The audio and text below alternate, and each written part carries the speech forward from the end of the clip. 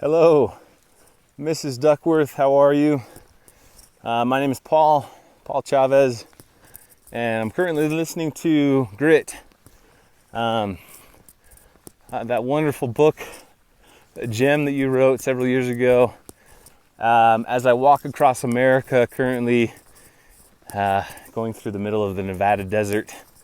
Been walking since 2 a.m. this morning. It's day 44. I want to say today's August 6th, 2020. And I just wanted to relate this story to you. Getting a little emotional. Dang. A couple years ago, when I was 32, I graduated with my degree in history education, a minor in constitutional studies. I grew up in San Francisco. I know you worked there at Lowell High School. I had quite a few of my friends went to Lowell High School when I was a kid. I went to Herbert Hoover Middle School.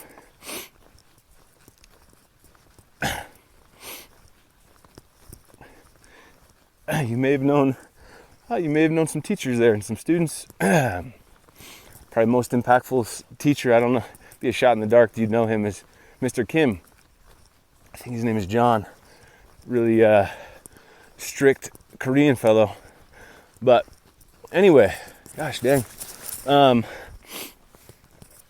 I was listening to your book a few years ago, and it really made a strong impact on my study habits and just got me fired up. The kind of material that you include in your book fuels me because it explains the kind of human that I am. I am gritty, not talented. Genius is my whole life is a quality I ascribe to my brother, not to myself.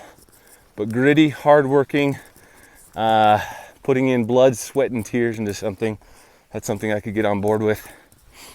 I first heard about your book and really your TED Talk a few years back when I was doing door-to-door sales. In 2016, I sold pest control door-to-door in the Chicago, Illinois suburbs. So my manager, Joel Burkholder and Nate Baker, they showed me your TED Talk, and that was one of the hardest summers probably of my life. I don't know if you've ever sold door-to-door, but that would be an interesting study. The grit of door-to-door salesmen. That's a whole nother topic, but the story that I want to relate to you is this. A couple years ago, so the year after completing my undergrad, my first year in my undergrad, I did an internship teaching history to 8th graders, to U.S. history. By the end of halfway through the school year, I was pretty discouraged and not sure I would ever teach again, to be honest. And fast forward to the end of the school year, which as an intern, as you probably know, we receive we receive an entire classroom to ourselves, basically, without really having much experience. We sort of skipped student teaching. So it was like December, and I was pretty toasted. So I wasn't sure I would teach again. But by the end of the school year, by the end of May, I had received a letter from a student who had been in the talented and gifted program for history and then transferred into my classroom. And she expressed such gratitude for my class and just this level of appreciation I hadn't experienced before. I was convinced, between her and a few other students, at the end of the school year, it was that last week that convinced me, all right, I could try this again. So that next year, I did substitute teaching for about 6 months of the school year. And in that time, I substitute taught for Todd Jefferson for a few days. And Todd's classes were, I want to say, all English. Maybe he had one elective class. It was I think a photography or Latinos Initiative. But one of Todd's classes, this honors English class, I went into it highly intimidated, because I was a goof off student in high school and middle school, and English is a strange subject for me. It's one of those subjects where I know how to write a paper and I know how to use correct grammar, but explaining it, especially to gifted and talented youngsters, is intimidating to me. And I thought going into that I was going to have to do a lot more teaching than I did. Mr. Jefferson graciously provided a really solid lesson plan that required me to do a minimal amount of work. But in that class, as sometimes happened, as we teachers receive a little tap on the shoulder, maybe a little inspiration to share with students, as the students were reading for their 20 minutes that Mr. Jefferson set aside at the beginning of class for them to read for their personal study time, I felt this sort of tap on the shoulder and this idea to share with them your book and the lessons I'd learned from it as I read. And I listened to it on audibles when I was in college and finishing my undergrad, which I received my undergrad at age 32, 15 years after graduating high school. So they finished their reading. It's the first day being in that honors class. It was 7th and 8th graders, I want to say. And I basically I shared with them my experience. I started by asking them, I said, how many of you, how many books have you guys read? And all these numbers started getting shared. And I asked, how many of you have read over 100 books? I feel like every student's hand went up in that class. How many of you have read over 200 books? And many of them, 300 and 400. And these students had read, a crazy amount of books. When I was a kid, when I was a 12, 13-year-old kid, I hadn't read a single book on my own for my own joy, my own benefit that I remember. I was not that kind of a kid. I was an ADD athlete, I was always at the park playing on the swing set kind of thing. I didn't read my first book on my own for my own interest until I was 16. It was Lord of the Rings, Two Towers. That was the first book I ever read on my own for my own joy. I mean, my family read the scriptures together and such, but anyway, when I explained that to the students, their jaws dropped. They're like, what the heck? This guy who's supposed to be our teacher, supposed to be our substitute. Like, I had read a single book by the time I was 16. And I tried to basically explain, I said, after asking them those questions, I said, how many of you have heard of the book Grit by Angela Duckworth? And I was expecting maybe a couple hands to go up. And every single hand went up. And I was shocked. And one of the students said, last year Mr. Jefferson had us read this book and study it, and we talked all about it, and we're still sort of dissecting it from time to time.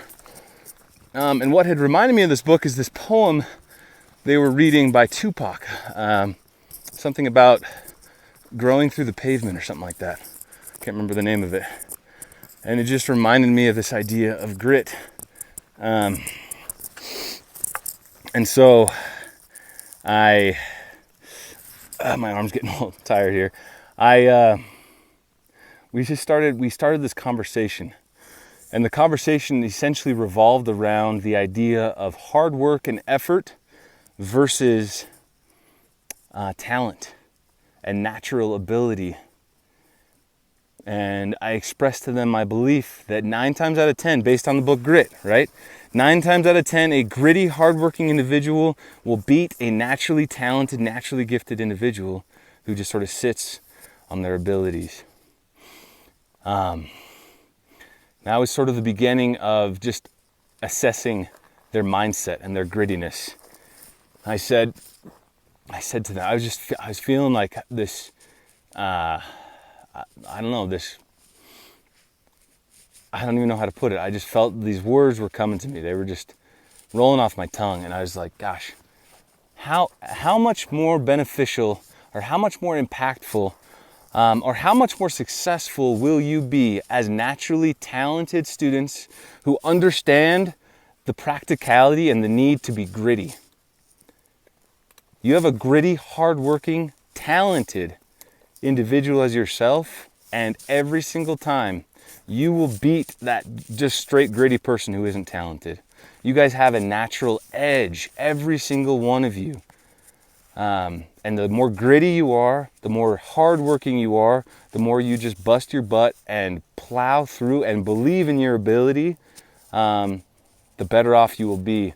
And I just did my best to help paint the picture for them of the kind of lives they could lead, and the belief set they had. You know, these kids, I believe, mostly come from, their socioeconomic class was mostly middle income. And I started asking them, what do you guys believe as far as your income ability? How many of you believe you'll be millionaires? And just a few hands went up. How many of you believe you'll make over $10 million a year? And maybe just 5 hands. How many of you believe you can make over $1 billion a year? And maybe just 1 hand went up. And I said, honestly, this isn't all about money. It's not all about success, but really it's a decision. You in here in this room are some of the most talented, gifted students in the entire school, probably in the entire school district. This is a very impressive group of students. They really just had a sharpness to them. And essentially, to make a long story short, I challenged them on that belief that they had. I said, why not? Why? There's no reason that any of you in here shouldn't make millions of dollars. But it's the world is your oyster. You can do whatever you want. You can do whatever you put your mind to. You have the talent.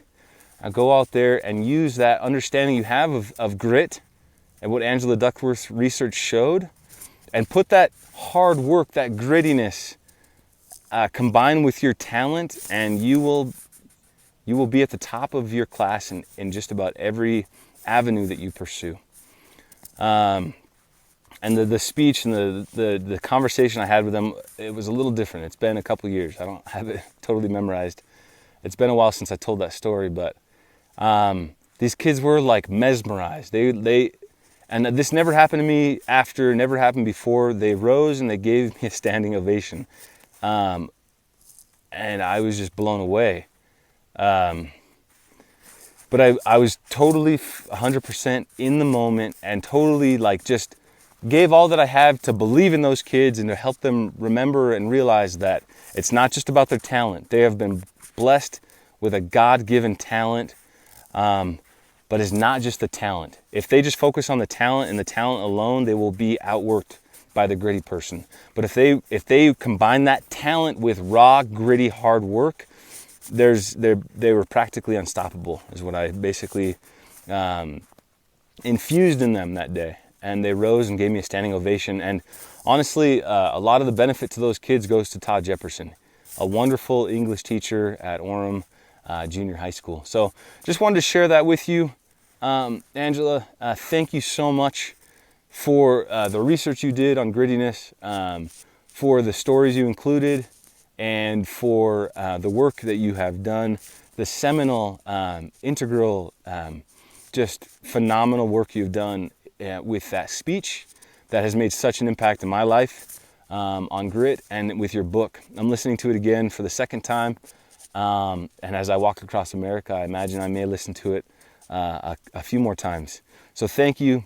God bless you. And I'd be interested to know who some of your students were at Lowell High School. I wonder if you were teaching in the early 2000s. I wonder if you knew any of my friends. God bless you. Thank you for everything. And you have a wonderful rest of your day and wonderful rest of your week. Take care.